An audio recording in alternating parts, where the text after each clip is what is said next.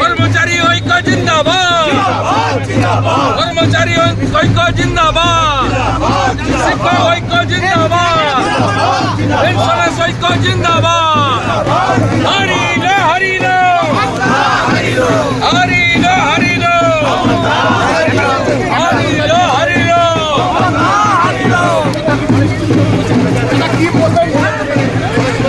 মৌলিক অধিকারের চর্চাতে আমরা কোনোদিন থাকিনি এবং সেটাকে কিন্তু আমরা প্রথমেই বলেছিলাম যখন সুপ্রিম কোর্টে এই মূল মামলা শুনানি হয়, তখন বেঞ্চ একদিন সমস্ত পক্ষকে নিয়ে পড়ে বলেছিল যে মৌলিক অধিকারের কিনা সেটা নিয়ে শুনানি হলে পরে সেই শুনানিতে আপনারা রাজি আছেন কিনা। আমরা বলেছিলাম যে না, মৌলিক অধিকারের নিয়ে কোনো চর্চাতে আমরা যাচ্ছি না, কারণ সেটা তাহলে হয়তো আবার হায়ার বেঞ্চে চলে যাওয়ার সুযোগ আছে। আমরা সেটাতে চাইনি। রূপা 2009 নিয়ে এই মামলা ছিল, সেখানে স্পষ্ট করে প্রভিশনে লেখা আছে যে দিতে হবে আইসিপিআই মেনে, এবং সেই অনুযায়ী এটা স্বীকৃতি লাভ করেছে। আমরা বলছি যে আইন স্বীকৃত অধিকার, যেটা হাইকোর্টের ডিভিশন বেঞ্চ বলেছিল বা সুপ্রিম কোর্টও আজকে যেটা বলেছে যে লিগালি এনফোর্সেবল রাইট, এটা নিয়ে কোনো সন্দেহের অবকাশ আর রইল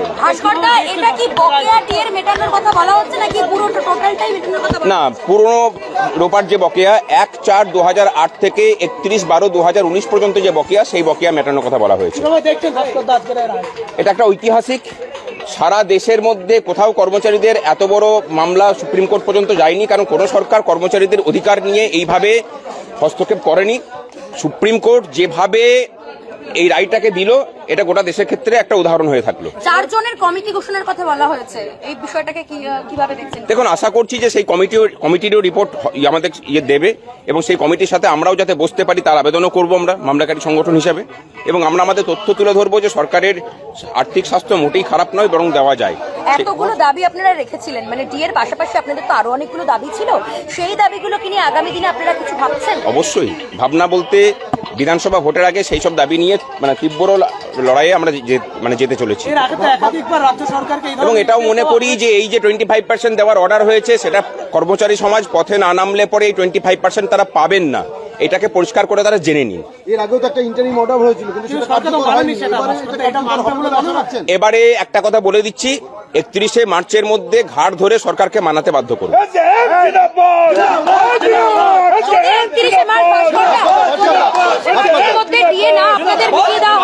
যে কথা সুপ্রিম কোর্ট বলেছে, যে নির্দেশ দিয়েছে, তাহলে আপনারা কোন দিকে যাবেন? আপনারা কি আবারও আন্দোলনের পথে রাস্তায় নামবেন? এই রাজ্যে মানে সুপ্রিম কোর্টের কোন রায়টাকে মানা হবে আর কোন রায়টাকে মানা হবে না, সেটা কিন্তু যে রায়টার ক্ষেত্রে মমতা ব্যানার্জির সুবিধা হয় সেটা মানেন, যেটার ক্ষেত্রে অসুবিধা হয় সেটা মানেন না। মানে এই ট্র্যাডিশনটা উনি চালিয়ে যাচ্ছেন, তা এই ক্ষেত্রে অসুবিধা হবে আমরা খুব ভালো করেই জানি, এবং এই রায় মানার জন্য কোনো রকম কোনো তদবির তিনি করবেন না বা মানে সদিচ্ছা দেখাবেন না, সেটুকু বিষয়ে নিশ্চিত। সেই সদিচ্ছা আনার জন্য এবার আমরা কর্মচারী সমাজকে আবেদন জানাচ্ছি যে পথে নামুন সকলে মিলে। সমস্ত কর্মচারী সমাজ এবং পেনশনারদের পথে নামতে অনুরোধ করছি, এবং এই সরকারকে বিধানসভা ভোট পর্যন্ত যাতে ভেন্টিলেশনে পাঠানো যায় তার ব্যবস্থা করা হবে।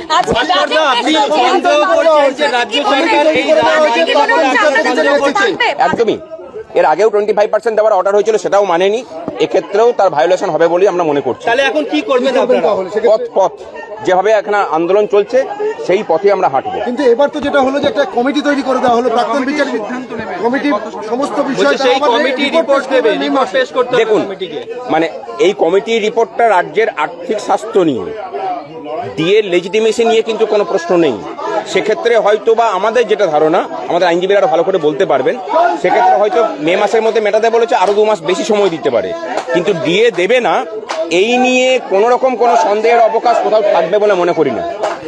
2023 থেকে এই অবস্থান মঞ্চ, দীর্ঘ আইনি লড়াই, আজকে এই যে অর্ডার 1106 দিন, কতটা মানে ভালো লাগার জায়গাটা কতটা লড়াইটা? দেখুন, লড়াই তো কোনোদিন কোনো মানে অন্তিম জায়গাতে অ্যাচিভ করতে হবে সেই নিয়ে লড়াই হয় না, লড়াই হয় অধিকার প্রতিষ্ঠার জন্য। এবং আজকের এই যে লড়াইটা, সেই লড়াইটা রাজ্যবাসীকে আমরা পরিষ্কার করে জানাই যে এই লড়াইটা শুধুমাত্র কর্মচারীদের মানে বেতন বৃদ্ধির কোনো লড়াই নয়। এই লড়াইটা বাঙালি জাতির শ্রমটাকে যেভাবে চক্রান্ত করে সস্তা করা হয়েছিল, সেই শ্রমটাকে মানে বাঙালি জাতি তার শ্রমের সঠিক মূল্য পাবে কিনা তারও একটা নির্ধারণের দিন। আমরা মনে করি যে বাঙালি জাতিকে তার শ্রমের মর্যাদা ফিরিয়ে দেওয়ার দিন আজকে। ভাস্করদা, বাজেট অধিবেশন রয়েছে, আপনারা কি মনে করছেন যে বাজেট অধিবেশনে, যদি এটা পূর্ণাঙ্গ বাজেট নয়, যে এই বাজেটে কিছু ঘোষণা হলেও হতে পারে ডিএ নিয়ে? হওয়া তো দরকার, প্রভিশন তো থাকতেই হবে, এবং এই যে 25% দিতে বলেছে সেটা তো মার্চ মাসের মধ্যে দিতে বলেছে। সুতরাং এই আজকের বাজেটেই তার প্রভিশন রাখাটা প্রয়োজন। রাজ্য সরকারের খবরদারি মন্তব্যে সমস্ত চক্রান্তকে সুপ্রিম কোর্ট আজকে ধুয়ে মুছে সাফ করে দিয়েছে। হেরেছে হেরেছে মমতা, হেরেছে হেরেছে হেরেছে মমতা, হেরেছে হেরেছে হেরেছে মমতা, হেরেছে। কর্মচারীরা জিতেছে, কর্মচারীরা জিতেছে, কর্মচারীরা জিতেছে। দাদা মোবাইলটা শুনুন। আপনি কি মনে করছেন যে এই টাকা এই মোবাইলটা একটু লাগাও দেবে? কারণ এর মূলে আদায় করবে, মূলে আদায় করবে ভারতবর্ষের সর্বোচ্চ আদালত। নজরদারি করার জন্য 3 জন অবসরপ্রাপ্ত বিচারপতি এবং ক্যাগের কমিটি করে দিয়েছে। মমতা বন্দ্যোপাধ্যায় পালানোর আর কোনো রাস্তা নেই। এই যে দুবার করে দিতে হবে এটাকে ম্যান্ডেটারি সুপ্রিম কোর্ট রাখেনি, কিন্তু এআইসিপিআই মেনে দিতে হবে। It is a legally enforceable right. আর দ্বিতীয় পয়েন্ট, যেটা ফান্ডামেন্টাল রাইটের কথাটা উঠেছিল, সেটা যেহেতু কোনো পার্টি এটা প্রেস করেনি, সেই ব্যাপারটাতে ওই এক্সটেন্টে অ্যালাউ করেছে, এরকম নয় যে অন মেরিটে অ্যালাউ করেছে। এই দুটো ডিএ দিতে হবে। 25% যে ডিএটা দেওয়ার যে ইন্ট্রিম অর্ডার সুপ্রিম কোর্ট দিয়েছিল, সেটা 6 মার্চের মধ্যে কার্যকর করতে হবে রাজ্য সরকারকে। In the meantime supreme court একটা কমিটি করেছে যে বাকি যে বকেয়া ডিএ 1 এপ্রিল 2008 থেকে 31 ডিসেম্বর 2019 পর্যন্ত, সেটা ইন্দু মালহোত্রা, তালক সিং চৌধুরী, গৌতম বাদুরিয়া আর controller and auditor general of ইন্ডিয়ার একটা কমিটি সেটা দেখবে। বিশেষ করে যেটা স্টেট গভর্নমেন্ট বারবার তুলছে, ফিনান্সিয়াল ক্রাইসিস, যে কারণে দিতে পারবো না, তারা সেই ডিটেলসটা দেখবে। দেখে সুপ্রিম কোর্টের কাছে রিপোর্ট করবে। 15 মে এটার কমপ্লায়েন্সের জন্য সুপ্রিম কোর্ট আবার এই মামলাটা দেখবে। তাহলে অবসরপ্রাপ্ত কর্মচারীদের এবং সেখানে কি কেন্দ্রের হারে বকেয়া দেওয়ার কি কোনো কথা? তাহলে ফাইনালি কি যে আবেদনটা করা হয়েছিল সেটা কি মান্যতা পেল? সেটা মান্যতা পেল আমাদের মতে। কারণ হচ্ছিল AICPI all India consumer price index, সেটার উপরে বেস করে ডিএটাকে দিতে হয়। কেন্দ্র সরকার দিয়ে আসছে এবং রাজ্য সরকারকেও সেটা দিতে হবে। কারণ সেটা রোপা রুলস 2009 এক্সিস্টিং ইমলিউমেন্টস এর মধ্যে সেই ফর্মুলাটা, যেটা যেভাবে ইন্ডেক্স অ্যাভারেজ তৈরি হয় সেটাই দেওয়া আছে। সেই জন্য রাজ্য সরকারকে এটা মানতে হবে। এই এক্সটেন্টে সুপ্রিম কোর্ট আজকে এই রায় দিয়েছে। তার মানে যে 25% বা যেটা পার্ট আগে ইন্টারিম অর্ডার ছিল সেটা যেমন থাকছে, পাশাপাশি দিয়ে সম্পূর্ণরূপে দিতে হবে। সোজা কথায় বললে সেটা দিতে হবে এবং 6 মার্চের মধ্যে ইন্টারিম অর্ডারটা কার্যকর করতে হবে। এটা সুপ্রিম কোর্ট স্পষ্টভাবে বলে দিয়ে 25% দিয়ে। বিক্রম, এই কমিটিটা কি ঠিক করবে কি কত দিতে হবে এবং কখন দিতে হবে?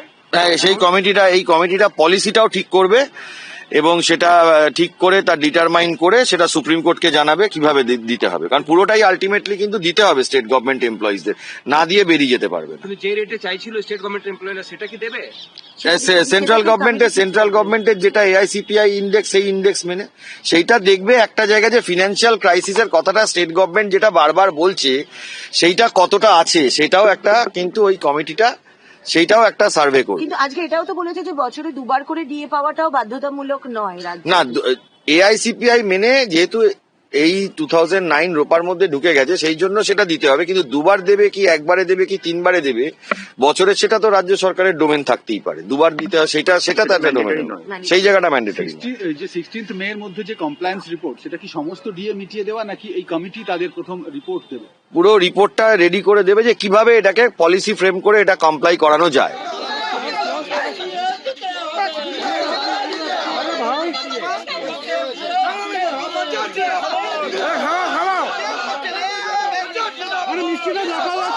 আমাদের ভিডিও ভালো লাগলে লাইক এবং শেয়ার করুন। কমেন্ট সেকশনে গিয়ে জানান আপনাদের মতামত।